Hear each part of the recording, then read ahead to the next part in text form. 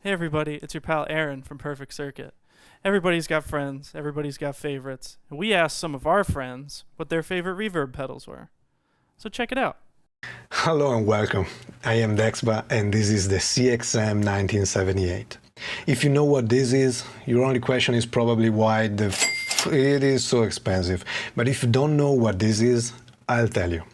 This is a reverb pedal made by Bliss in collaboration with Meris, and it is inspired by the old but definitely gold Lexicon 224 made in, you guessed it, 1978. It was a bulky rack digital reverb, definitely bulkier than this already kinda hefty pedal. Imagine that the pedal design is actually inspired by the desk controller portion of this reverb unit. The 224 was a big success and was made immortal for us synth fiddlers by a guy named Vangelis who used it for, you know, the Blade Runner soundtrack. Ever heard of it? The new CXM 1978, like the old Lexicon 224, captures the essence of that reverb, namely the very long, exaggeratedly long decays and the pristine intelligibility of the inputted sound. Enough with the history, let's look at this unit of a unit. One of the things I like the most about this pedal is that what you see is what you get. In a world of menu diving or even free plugins like the lovely Valhalla Supermassive, hardware gear must be intuitive and easily accessible. 6 sliders, 5 buttons, 2 switches, that's all. This pedal is serious and confident in its sound. No need for extra gimmicks. Let's check the sliders first, and yes, they are motorized. And that's both so good because you can always check the parameters with a quick glance and interact with them immediately, but also so bad because that's definitely a big reason behind the hefty price. Motorized faders are not cheap, and I know a lot of people would have been happier with a $500 reverb with normal faders.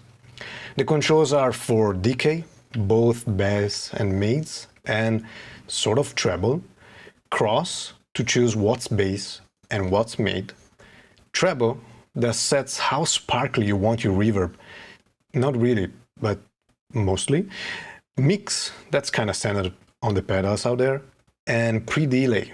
And here is where things will get interesting.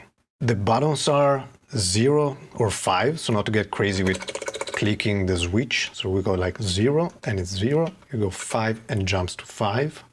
Select the algorithm, room, plate, hole are available. Diffusion, the manual says it smears the attack. The idea is that, yeah, it makes the sound less precise and it expands more. Tank mode would have deserved a slider, to be honest. This is the modulation control, and you can choose between 0, just a bit, and most of the times way too much. Clock lets you choose the quality of the reverb.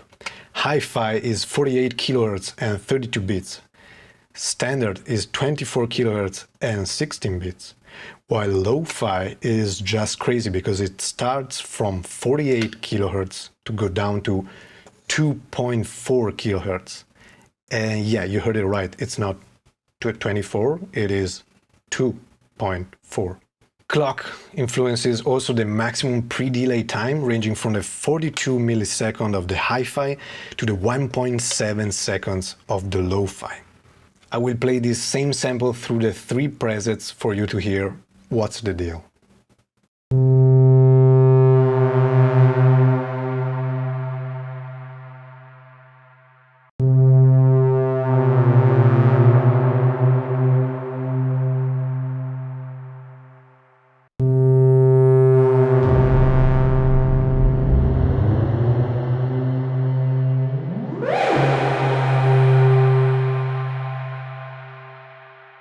The switches are not that interesting. Preset and bypass, you can have 10 presets for each of the 3 banks for a total of 30 presets. But who needs presets when everything is so readily available? So let's explore some sounds. I guess you're here for that. To pay humble homage to the Blade Runner past of this pedal, I will demonstrate some huge reverb with my Digiton, with some brassy FM pads.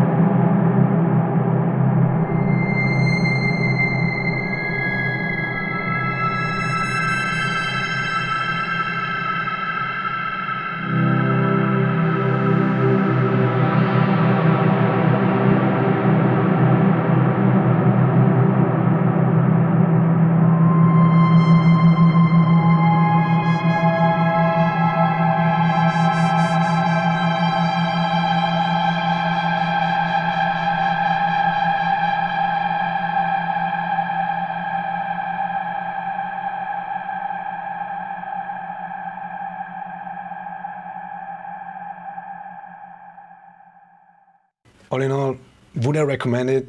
Yeah. Is it good? Definitely. Is it worth the money? Yeah, it may depend. So, would I recommend it to everyone? Not really, but that can be said for all the gear out there. I use it, I love it, and now I'm kind of spoiled, and I low-key wish Chase Bliss is coming out with a delay for the Automaton series. That's all for today. Thank you for watching, and see you around. What's up? Daniel here with Slowhaste, here to talk about my favorite reverb pedal, which, if you haven't noticed, is the Meris Mercury 7. If you're not familiar, the Mercury 7 is actually inspired by the Blade Runner film soundtrack from 1982.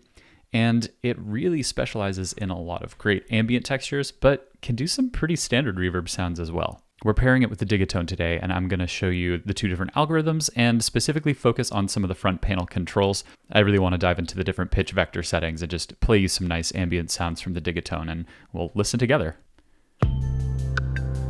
So here's the dry Digatone signal.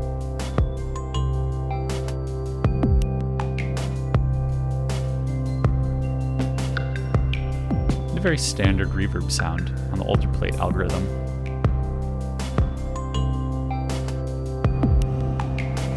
Switching over to the much deeper Cathedra algorithm.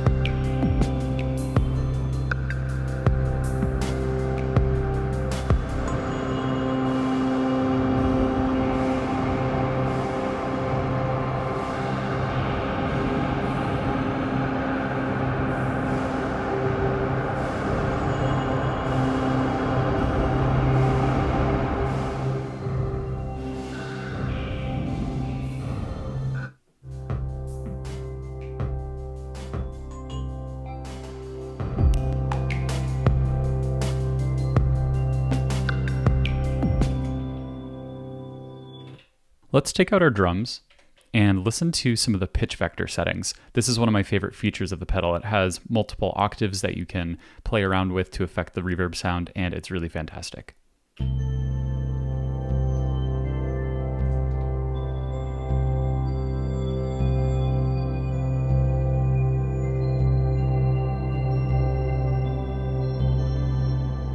This is one of my favorite settings. It's a constant pitch down setting.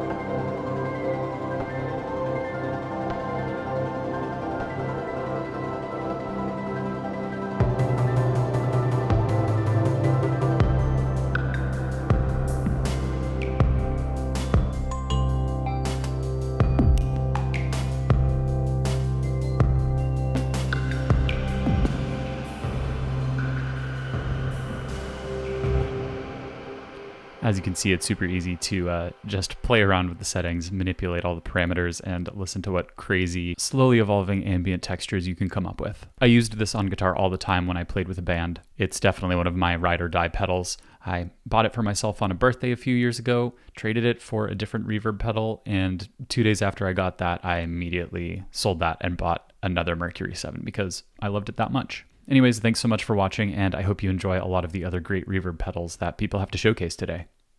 For my favorite reverb pedal, I picked the Strymon Nightsky. It was hard to pick a favorite, but I picked this one because if I could only have one, this would do everything.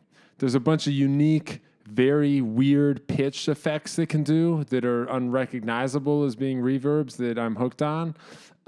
It can also recreate a bunch of cool modulation effects.